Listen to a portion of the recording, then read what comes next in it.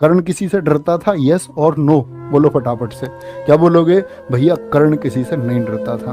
भगवान कृष्ण ने जाकर के समझाया, ठीक है, कि कर्ण जिस साइड में तुम हो ना, ये अधर्म का रास्ता है, ये अधर्म का रास्ता है, तुमको इस पक्ष में नहीं होना चाहिए। लेकिन कहते कि यहाँ कर्ण से स्टूडेंट को ये सीखना चाहिए कि कितना जो तुमने चुनाव किया है, जो कुछ है, जो कुछ तुमको चुकाना है, जो कर्ज तुम्हारे ऊपर है, उन कर्ज के लिए, तुम उन कर्ज को चुकाने के लिए, चाहे वो माँ का हो, बाप का हो, दोस्त का हो, या किसी भी रिश्ते का वो कर्ज हो जो तुमको चुकाना है, वहाँ पर स्टूडेंट लाइफ में आपको कर्ण से सीखना चाहिए। ठीक है, क्या बोलोगे? कर्ण को भैया डर नहीं है। जब भगवान श्री कृष्ण ने सब कुछ समझा दिया कि तुम इन्हीं के भाई हो, तब भी कर्ण मतलब मानने को तैयार नहीं।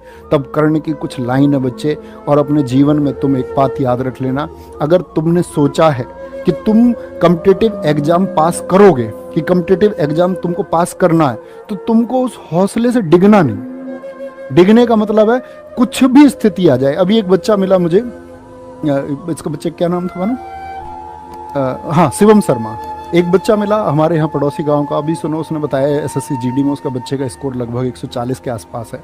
तो उस बच्चे का ये कहना है कि जी जिस दिन मेरा जीडी का पेपर है, उस जीडी पेपर से 2 दिन पहले माताजी का देहांत हो गया। आप समझ सकते हो स्थिति।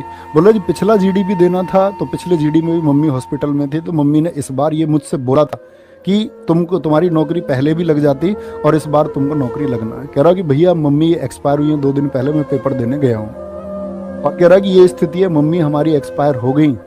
और कह रहे कि जो हमारे परिवार के लोग थे ना, जो हमारे चाचा जी थे, जिनके बेटे की भी सरकारी नौकरी, जिनके लिए हमारी माता जी ने सब कुछ किया, आज खाना तक नहीं दे रहे हैं, और खाना हमको खुद बनाना पड़ता है। तो मैं ये बोलता हूँ कि जीवन में सबसे बड़ा संघर्ष ये है, सबसे बड़ा संघर्ष ये है कि हमने जो कुछ तय किया है वो हम पाके रहेंगे, और उसको हमको पाने से कोई नहीं रोक सकता। उसमें कितनी भी विपत्ति आए, कितनी भी परेशानी आए, हम छोड़ेंगे नहीं। तो कर्ण की वो लाइन है, ये संभव हो सकता है सूरज पश्चिम में उग जाएगा, ये भी संभव हो सकता है कि धरती पर वृक्ष स्वयं अपने फल खा जाएगा, ये भी संभव हो सकता है कि जल अपनी शीतलता त्यागे, ये भी संभव हो सकता है कि क्षत्रिय रण छोड़ युद्ध से भागे, ये भी संभव हो सकता है कि महादेव विष छोड़ यहां अमृत चुल्ले, ये भी संभव है भगवान श्री कृष्ण शिशुपाल की 100 गाली सुन ले,